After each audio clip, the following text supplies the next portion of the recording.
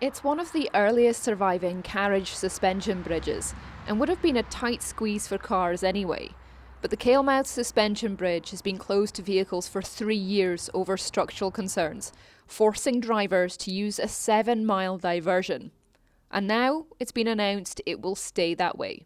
It's not a situation we really want to be in, but obviously we've looked at it, we've done the inspections, which of course is a mammoth task with an old bridge like this, and we're looking at costs in the region of £1 million just to get it open for pedestrian cyclist use again. Obviously that further cost of putting vehicles back on it would be a cost that the council just couldn't bear at this point in time. The Kalemouth suspension bridge has been closed since August 2020 after substantial decay was found in the timber used in the bridge. Now, currently it's only closed to cars, but there is a 10-person limit allowed to use the bridge at any one time. The community on either side are outraged. They say it's been closed for simply too long, but the council does not have the funds to get it reopened. In a statement, the council says, "We are progressing with the development of a project to replace the timber elements of the Kalemouth suspension bridge in 2025-26. The estimated project cost is £1 million, and due to local authority funding constraints, this project is subject to successful external grant funding applications, which are being progressed. The estimated cost to repair it to a standard for car use is up to £4 million.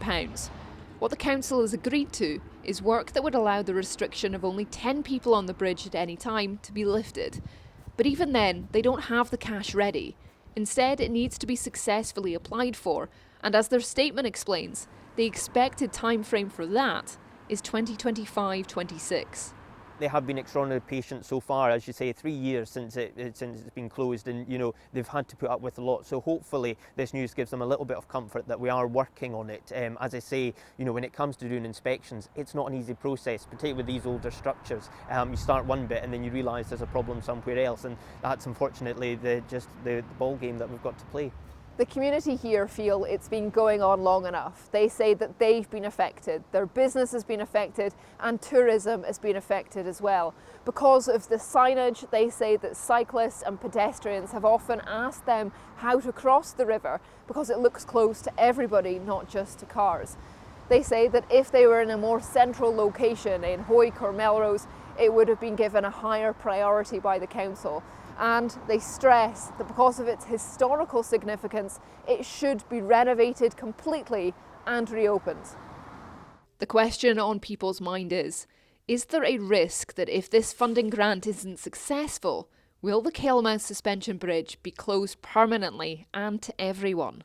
No, I mean that's not what we want to see, and that's obviously not what we're wanting to do. I think the easiest thing in the world would simply be to say, this is a bridge that's no longer required, it affects a low number of people and we could just walk away from it. That's not what's on my desk, and that's not what's on the council officers' desks. We want to see this bridge reopened in the best way that we can.